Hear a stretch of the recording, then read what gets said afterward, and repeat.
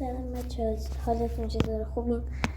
بچه ها، من طبق گفته ویدیو چند روز پیشمون گفته بودم که قراره یه ویدیو بگیرم که الان شروع کردم.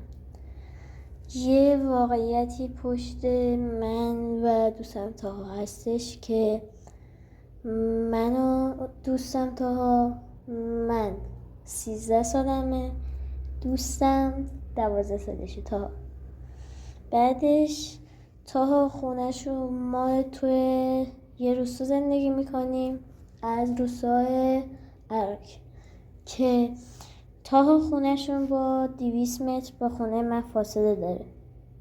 خونه دهاتیشون خونه اصلیشونه.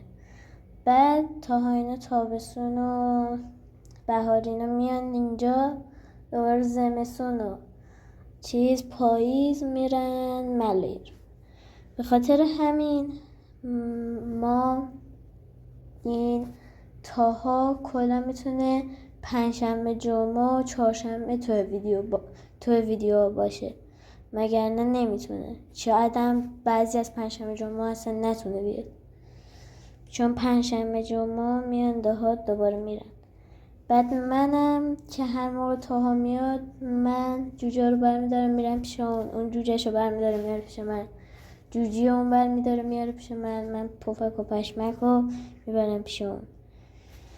آره دیگه، داستان اینجوری. بعدش یه دونه خواستم اینم بگم که یه دونه جوجه جدید اضافه شده، فقط مونتا این اردکه که اسمش هنوز معلوم نیست.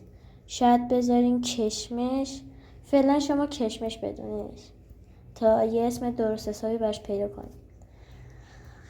و حالا اگه میخواین حمایت کنین، نخواستینم خود دیگه هیچی دیگه. فقط من با تاها گیمای کالاف و ماینکرافتم منتشر میکنیم توی کانال. میشه گفت محتوای حیوانات با گیم داریم.